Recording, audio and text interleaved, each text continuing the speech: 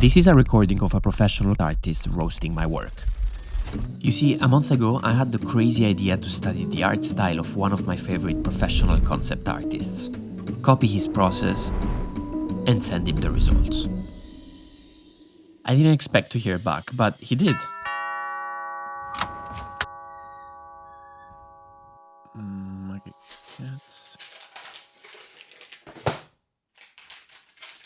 a cassette tape. That's old school. Art roast. To Massa from Ramon. Okay, that's... Alright, let's see. Filippo, how you doing?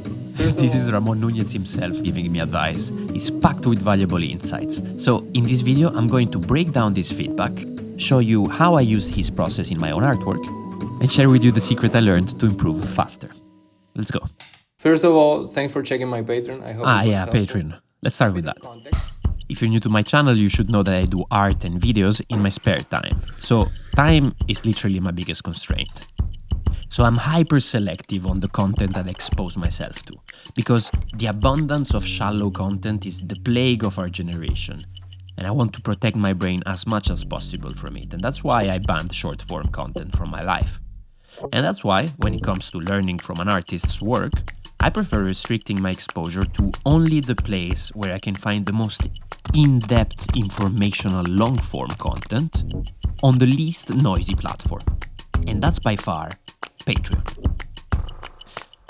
What I like about Ramon's Patreon is that he also publishes lengthy posts where he shares his thoughts and challenges as a modern-day artist. I particularly enjoyed this one. Authentic ideas matter more than art skills. But what I'm really looking for is plenty of process videos. I like that he breaks them down into different collections, and after skimming through most of them, I chose this one. He starts from studying a photographic reference, shows you every step of his process until a finished cinematic illustration, which is perfect because I'm a sucker for anything cinematic. Right. I figured that the best way to get the most out of this is to listen to his feedback while at the same time looking at how I build up the study of his process. And here's how he describes it. For those who don't know, my execution process consists of drawing first, then adding colors, then values like light and shadows, and finally small details. So that's the way I will structure this feedback. Let's start with drawing. I think your drawing was cool. I see that you put a lot of effort into the line art, in my opinion, one of the most difficult parts of the process, and also essential in capturing the life of characters through shapes and curved lines. Considering the look of your character, I assume he has a very eccentric and maybe extrovert personality, which match his unconventional way of standing in the subway. I think this is great, especially when one is trying to learn how to capture characters' personality through gesture.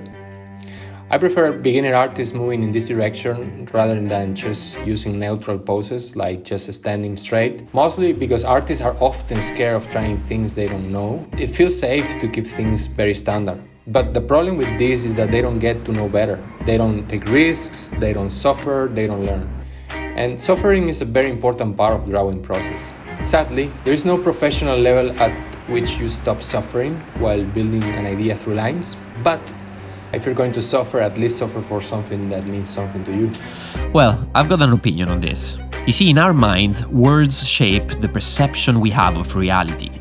The way we describe something changes how we experience it. The same action can feel good or it can feel awful, depending on the words we use to describe it in our head. Ramon here is describing the struggle of learning something new, and calling it suffering makes it something you subconsciously want to avoid. And that's exactly how you risk losing the joy of learning. It's like going to the gym. If you call the burn pain, your brain sees it as something that you need to stop.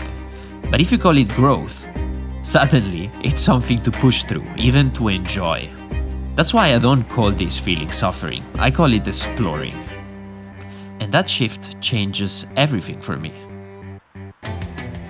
For the hands, I see you use reference from other artists. Those are okay. Back in my beginner years, I also took inspiration from other artists as well.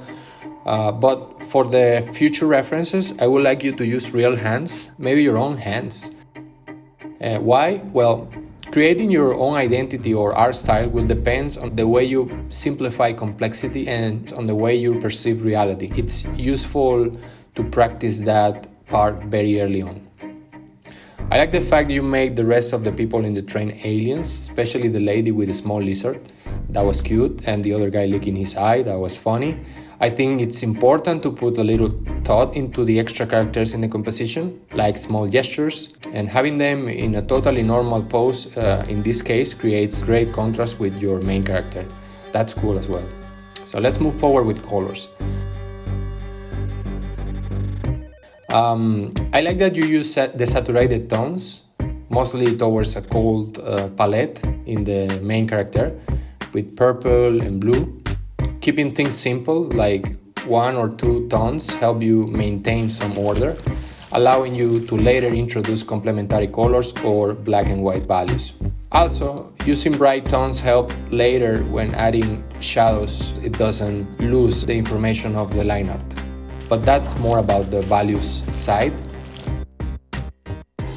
So moving with values, I see you have an understanding of form because you know where the light source is, how it reflects on top of character shapes, and how the shadow gets projected below the shapes. That shows you have a good sense of volume, which is great for creating three-dimensional renders. I like that you kept things simple again by using 1 tone for the shadow, and I'm not quite sure, but I think you also use the hard edges brush from my set. Well, actually I didn't know that he had a brush set available, so I made my own version of it in Procreate. I called it Block Shading Brush. I absolutely love it, and it's going to be part of my art style going forward, for sure. You can get it for free with a link in the description, but I will also ask Ramon for the link to the brush set that he mentioned, and I will include it in the description as well. Let's carry on. So for details, as a final touch, I see you made some nice eyes on top of what I think is a V-Ray headset. I like this because most of the life in a character comes from facial expressions, especially the eyes. So throughout the process, I was a bit worried you might miss this opportunity to boost your character with this small yet powerful trick, but I was glad you managed to pull it off in the end. Again, thank you so much for trying my tips and art approach. I saw your videos on YouTube where you try other artist styles. First of all, great editing. I love the work you put behind those productions. Making art is one thing, and making videos or, cine or cinema, I don't know how to say properly in English, is a totally different job. So props to you for the hard work. Keep going, and bye-bye. And as promised, it's time for the secret to find your art style faster. You see, Ramon feedback was full of insights, but the most valuable ones were not corrections. They were revelations. Things that I didn't even realize that I need to work on. And that's the real power of feedback, actually. It turns unknown unknowns into known unknowns, giving you new directions to explore. We often think of feedback as just fixing mistakes or refining what we already know. But real growth is not about what we are aware of. It's about unlocking what we don't know exists yet. I went into this experiment expecting feedback on how well I copied Ramon's process. Instead, I walked away with something much bigger. The biggest unlock? His view on art style. He mentioned it almost on passing, advising me not to copy how other artists draw hands, but instead to use photo references. Why? Because style is how you personally interpret the world. The way that you stylize and describe reality is unique to you, and that's reflected in the shapes you use. That thing alone changed how I think about style. I never thought of it that way, and I would have never thought of it if I hadn't received his feedback. So, the real secret to improve faster is just that. Actively seek feedback. Now, I was lucky because having a YouTube channel, even if it's small, gave me a chance to be seen by someone as busy as Ramon. But everyone should have access to good feedback. If you think about it, feedback is the most valuable part of formal education. You can find all of the information, the courses or the tutorials online, with information often better than what is taught in schools. But what is hard to replicate is the ability to get direct, personalized feedback. That is the biggest challenge for self-taught artists. To help with that, I've been hiding secret riddles in my videos. Winners get either an original artwork from me or a chance to send their own artwork for feedback. Up to them. But I want to make feedback more accessible, even though my time is limited, so I've set up a waitlist. It's in the description. If you'd like me to review your work, sign up. It's free. There's just a couple of quick questions to help me prepare, and when I have availability, I will personally reach out and ask you to send me an artwork for review.